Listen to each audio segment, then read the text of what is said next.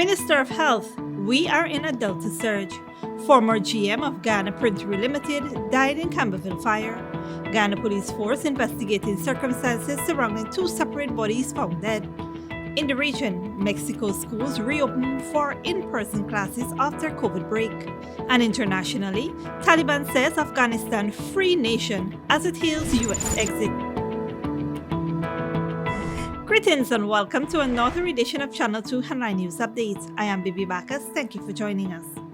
This evening, we begin with tragic news as we report a family in Campbellville, Georgetown is mourning after a fire of unknown origin destroyed their family home and also took the life of a beloved family member.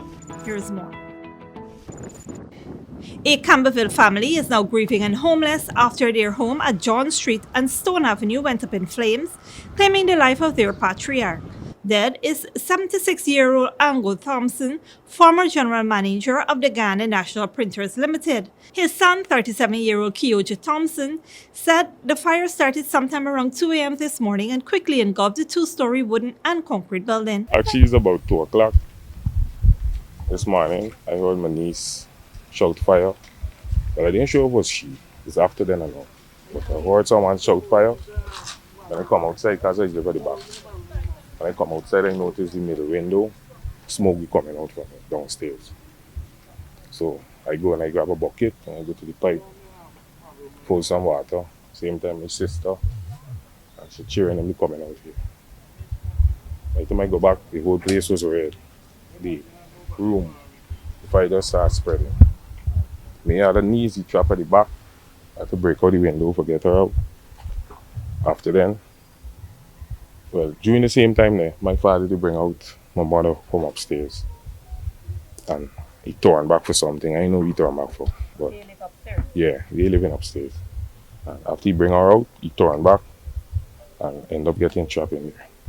Mr. Thompson was able to bring his wife to safety from the burning building, but went back inside and was subsequently trapped. His son made several efforts to save him, but the flames were too much. Actually, I go up the step after I come in front and I hear you up there. I go up the step, but in front here was fire. I go up the back step.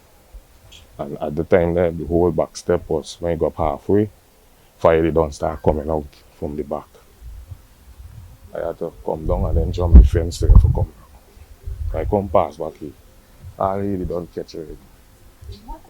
The bereaved Thompson stated that while the loss of their home and all their belongings is tragic, it may be replaced in time. However, the loss of their father is devastating and is a loss that can never be replaced.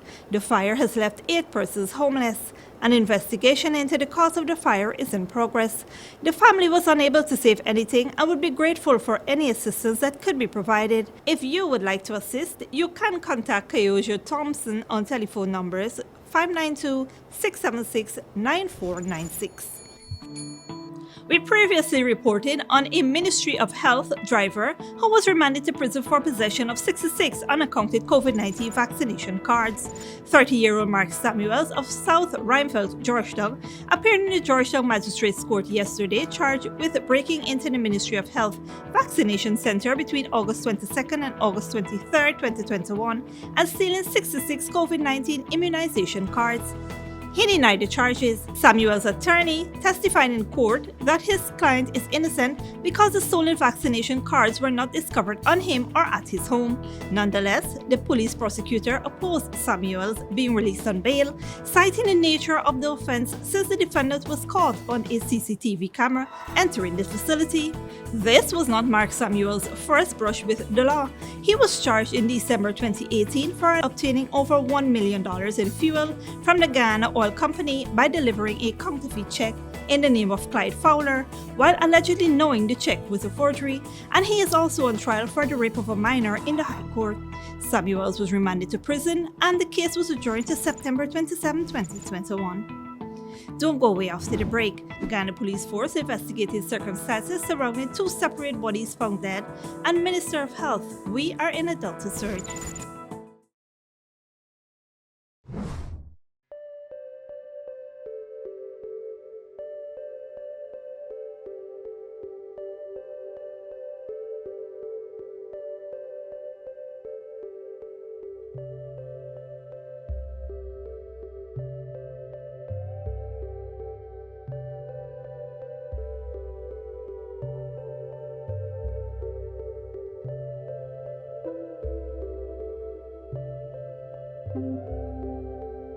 good girl forget things.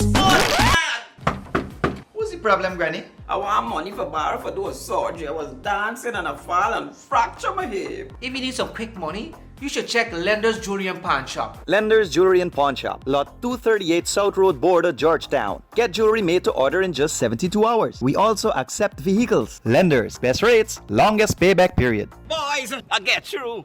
Plus, I could dance again. Lender's Jewelry and Pawn Shop. Welcome to Kissoon's Furniture. Find everything you need for your home and more under one roof in our newly decorated showroom. Our locally crafted furniture has been perfected over the last 60 years. From our hands to your home, we also bring to you our newly introduced lines of imported furniture and sleep center, where you can find a wide range of beds and mattresses. Kissoon's Furniture, furnishing homes for over 60 years. For decades, milk has remained the same. Until now. Introducing the Great Dairy Full Cream Milk from Alabama Trading. Enriched with vitamins A to D and calcium to promote healthy teeth, strong bones, and vitality. Great Dairy Milk is delicious and fortified to encourage healthy cell growth within the body. No wonder it's the #1 brand of milk produced in Ireland. Now available nationwide in 400-gram packages at leading supermarkets and wholesale vendors. Distributed by Alabama Trading. When you need money and you gotta get it fast, Creative Jewelry and Pawn Shop is the place for that confidential transaction in a quiet and secure location. You'll get the highest value per pennyweight for your gold and also enjoy the lowest interest rates and longest payback period too.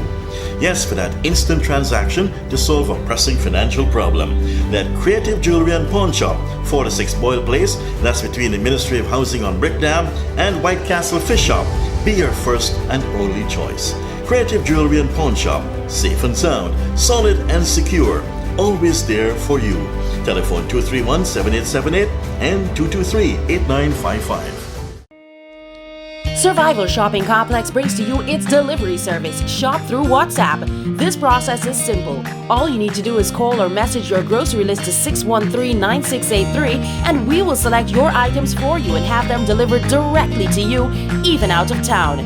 This is convenient because we can stay on the phone with you as we select your favorite brands. We're happy to do your shopping for you. Contact us on WhatsApp today and shop Price Smart at Survival Shopping Complex.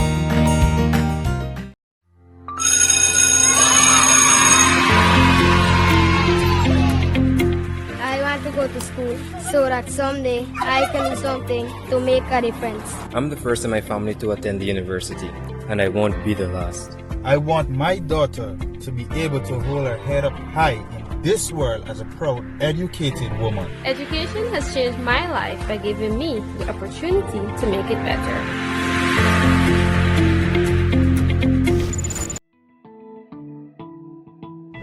Welcome back.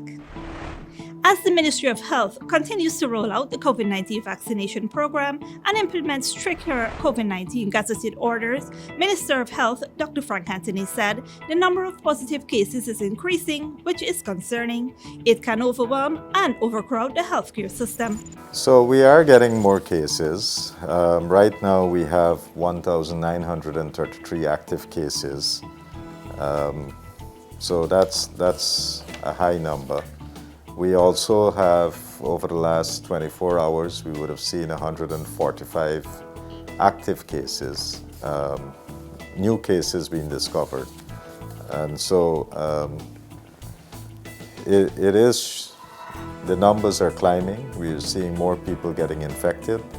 And it is also very worrying because if we don't manage this carefully, our hospitals can easily become overwhelmed. The minister said the ministry is working to expand and add more beds to the ICU and the Ocean View facilities since more persons are testing positive and the hospitalization rate is increasing. 111 persons in hospital, and as you can see, that number is going up on a daily basis. So we have 111 persons right now in hospitals. We have 80 persons at the Ocean View facility. We can accommodate about 200 persons at Ocean View. We have right now 33 persons in the ICU. And 33. We have capacity for about 40 in the ICU.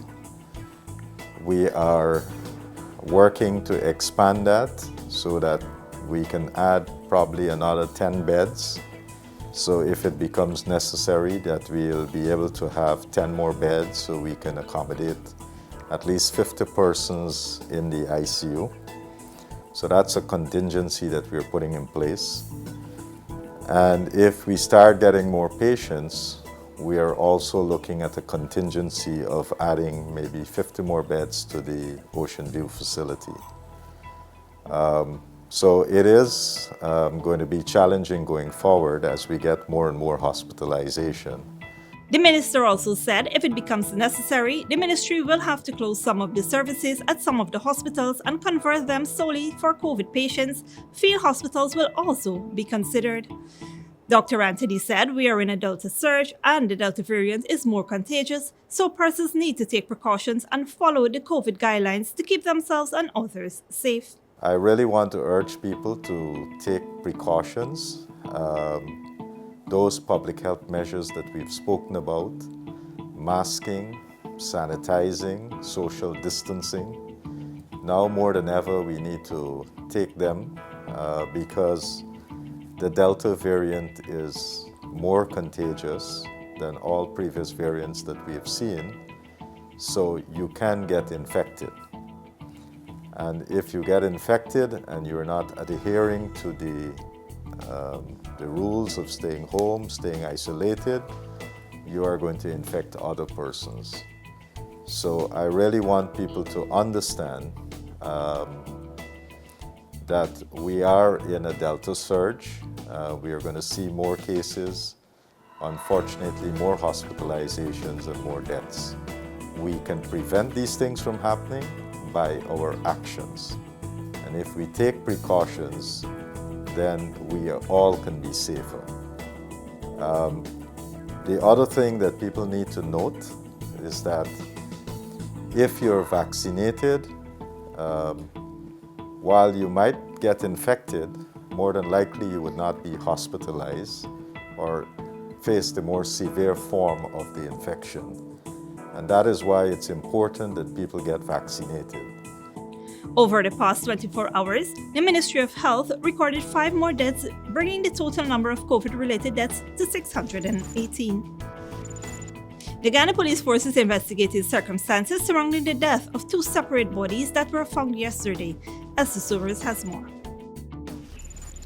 Police are investigating the death of Winston John of Iflot, West Coast, Demerara, whose body was discovered in a state of decomposition yesterday at around 1200 hours. Police inquiries disclosed that the body was lying on the floor in an advanced state of decomposition after neighbors complained of a foul stench emanating from his residence. Further information received stated that the now deceased suffered from several health conditions. According to the ranks of the Lenora police station who were summoned to the scene, the deceased was last seen alive on August 27th around 3:30 p.m. The body was transported to the Ezekiel Funeral Home, awaiting a post-mortem examination.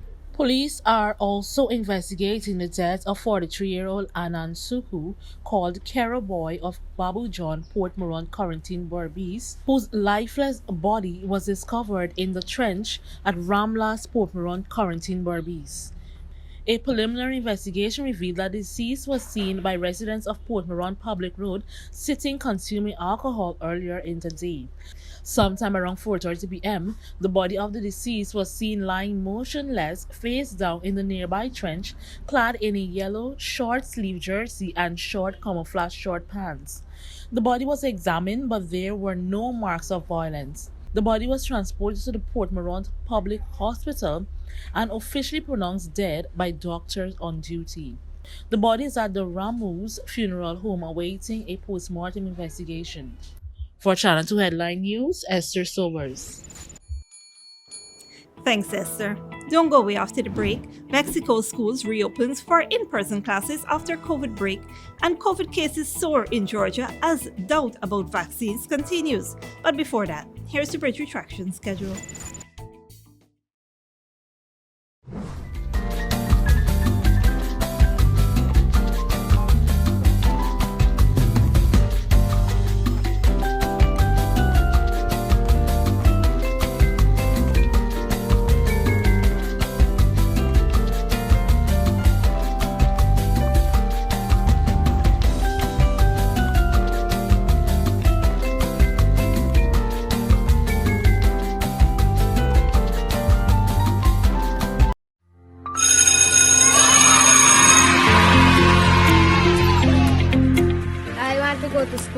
So that someday I can do something to make a difference. I'm the first in my family to attend the university, and I won't be the last. I want my daughter to be able to hold her head up high in this world as a proud, educated woman. Education has changed my life by giving me the opportunity to make it better.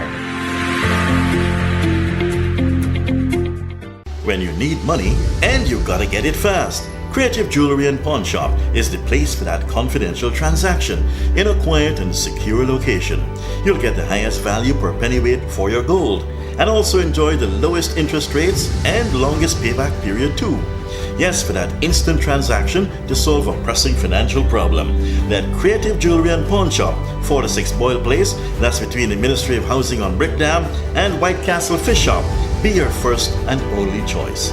Creative Jewelry and Pawn Shop, safe and sound, solid and secure, always there for you. Telephone 231-7878 and 223-8955. Welcome to Kissoon's Furniture. Find everything you need for your home and more under one roof in our newly decorated showroom. Our locally crafted furniture has been perfected over the last 60 years. From our hands to your home, we also bring to you our newly introduced lines of imported furniture and sleep center, where you can find a wide range of beds and mattresses. Kissoon's Furniture, furnishing homes for over 60 years. For decades, milk has remained the same. Until now. Introducing the Great Dairy Full Cream Milk from Alabama Trading. Enriched with vitamins A to D and calcium to promote healthy teeth, strong bones, and vitality. Great Dairy Milk is delicious and fortified to encourage healthy cell growth within the body. No wonder it's the #1 brand of milk produced in Ireland. Now available nationwide in 400-gram packages at leading supermarkets and wholesale vendors. Distributed by Alabama Trading. Survival Shopping Complex brings to you its delivery service, Shop Through WhatsApp. This process is simple. All you need to do is call or message your grocery list to 613-9683 and we will select your items for you and have them delivered directly to you, even out of town. This is convenient because we can stay on the phone with you as we select your favorite brands. We're happy to do your shopping for you. Contact us on WhatsApp today and shop Price Smart at Survival Shopping Complex. Good girl forget things. What's the problem, Granny? I want money for borrow for those surgery. I was dancing and I fall and fracture my hip. If you need some quick money, you should check Lender's Jewelry and Pawn Shop. Lender's Jewelry and Pawn Shop, Lot 238 South Road Border, Georgetown. Get jewelry made to order in just 72 hours. We also accept vehicles. Lenders, best rates, longest payback period. Boys, I get through. Plus, I could dance again. Lender's Jewelry and Pawn Shop. Welcome back. Now we take a look at news in the region and around the world. Students in Mexico returned to in-person classes on Monday. Reopening the schools has been divisive in Mexico. Some parents are pleased with the return to classroom education, but concerns over the safety of students have also set off protests. Al Jazeera's Manuel Ropalo reports. Parents, students, and teachers are eagerly preparing classrooms in Mexico's Guerrero state for a return to in-person classes. For the last 18 months, Thomas Alva Edison Elementary School in the outskirts of Acapulco has remained closed. The effort underway is to have the facility up and running by the August 30th back-to-school deadline. I hope we can return to classes so that our children can study and have an interest in their education, because it's not the same to study at home. Though everyone is lending a hand, many here are worried the effort may not be enough. Parents say the facility lacks many basic necessities like sanitation supplies and at times even running water. The school needs many things. As you can see, even the wooden windows are rotting away. Coronavirus contagion is still quite high in this part of Mexico, and so are concerns over going back to school. We have to get the school in good condition, with good ventilation and enough space. As you can see, the classrooms are quite small. Social distancing is complicated. The reopening of schools has been a divisive issue in Mexico, sparking protests against the government, where many claim authorities have mismanaged the response to the pandemic. This demonstration in downtown Mexico City was organized by students and their parents, many of whom say they want a return to in-person classes, but are concerned that the Mexican government cannot guarantee the safety of students. Government statistics suggest more than 5 million children have dropped out of school during the pandemic. Children's rights organizations also point to other alarming trends, like a 24% increase in cases of domestic abuse. International organizations like UNICEF and the WHO say fears over contagion are warranted, but also warn of the negative impacts the last year and a half has had on children and adolescents.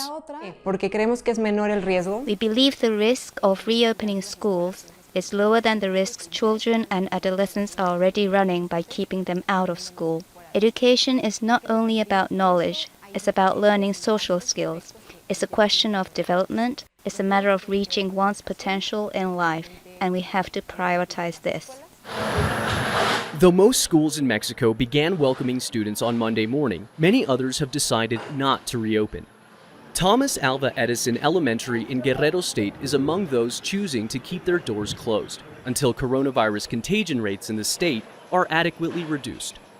Manuel Rapalo, Al Jazeera, Mexico City. Internationally, Georgia has reported one of the world's worst COVID-19 infections and death rates per capita, driven by the Delta variant. Many Georgians have been skeptical about the vaccines, but authorities are trying to encourage them to get jabbed. Al Jazeera's Robin Forrester Walker reports. Queuing up for their vaccines, this converted sports hall is being used to administer around 3,000 shots a day. Nino Chatishvili's wait is over. My uncle died, actually, with the COVID. Me and my friends and my family are very scared. We want to see each other freely. We miss each other. We'll miss walking freely. So yeah, we are vaccinating, so we will be more safe and we will be more able to see each other. Georgia has the worst reported rates of COVID-19 infection and death per capita in the world. Intensive care units are almost full. This field hospital stands ready to take patients. Yet only around 13% of Georgian adults have been fully vaccinated. Many more are reluctant to do so. They remember how this nurse died last year, shortly after encouraging others to take the AstraZeneca vaccine. And they're listening to the Orthodox Church. These priests compare the vaccination program to a Nazi science experiment. The Prime Minister, himself a devout man, only recently got vaccinated following public criticism. I blame government of Georgia and the Prime Minister to be not active in this process. They could have conducted more aggressive, more active campaign in support of vaccination process, but they have not done it. I put that to the Ministry of Health. These days we are actually working more actively and we are trying to educate people and to have them decide on getting the vaccine, considering what are benefits, what are risks, and we want to respect their decision at this stage. With Georgia's death and infection rates topping the global charts, the authorities are scrambling to react. One of their solutions, if the public won't come to the vaccination clinics, bring the clinics to the public. This mobile service offering vaccinations has just been rolled out. There's no appointment needed. Yet many remain sceptical or misinformed. This woman told me she'd had COVID-19 twice and wasn't allowed a vaccine. This mother-to-be said she wasn't either. World Health guidelines suggest otherwise. This man said he'd give it a try. People in Georgia are getting vaccinated, but not fast enough yet to bring the pandemic here under control. Robin Forestier-Walker, Al Jazeera, Tbilisi. And finally, the last US soldier has left Afghanistan, and after 20 years of war, millions of Afghans are back under Taliban rule. It says it is not a threat to anyone and insists it wants good relations with the US and the rest of the world. Al Jazeera's Charles Stratford reports. The morning after what the Taliban is calling a historic victory over foreign invaders after 20 years of war. Wearing US military fatigues and holding American weapons taken from Afghan army depots, Taliban special forces are in control on the tarmac at Kabul International Airport. Destroyed and abandoned aircraft stand in what remains of the NATO base.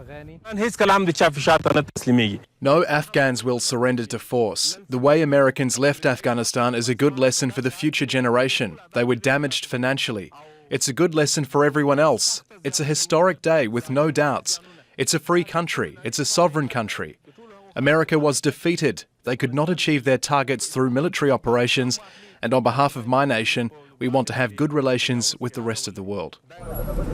But there is little, if any, trust on which those good relations can be built, for the time being at least. Taliban leaders say the movement has changed. It promises inclusive governance, women's rights according to the group's own interpretation of Islam. It promises a free media and the right for anyone to leave the country. Afghans, including Taliban supporters, say they want action, not words. Whenever a new government is formed, it has to prove itself to the rest of the world, and we are worried what if the Taliban can't? My children are anxious that they won't be able to go out and live their lives or be involved, maybe in politics and civil society. Crowds of people gather outside Kabul's banks, many withdrawing the last salary they will ever receive from a Western-backed government that no longer exists, a government widely accused of corruption and mismanagement.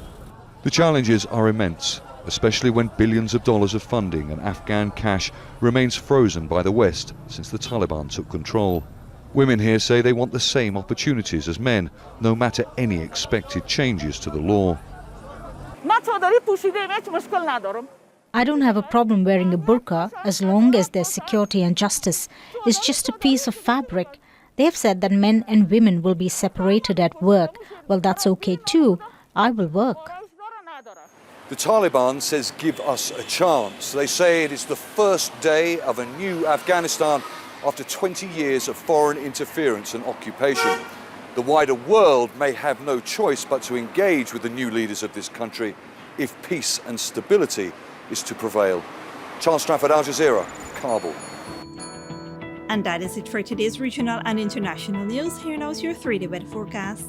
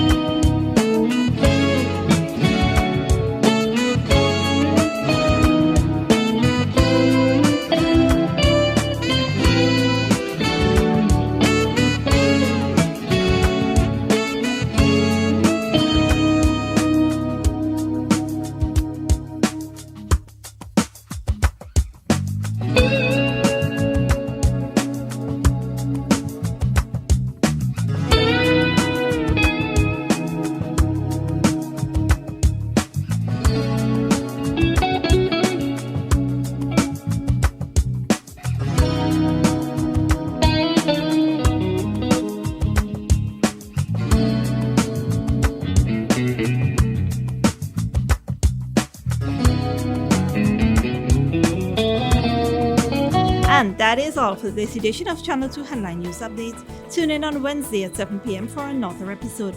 Be sure to subscribe, like and follow us on Facebook and YouTube. Until then, stay safe and take care.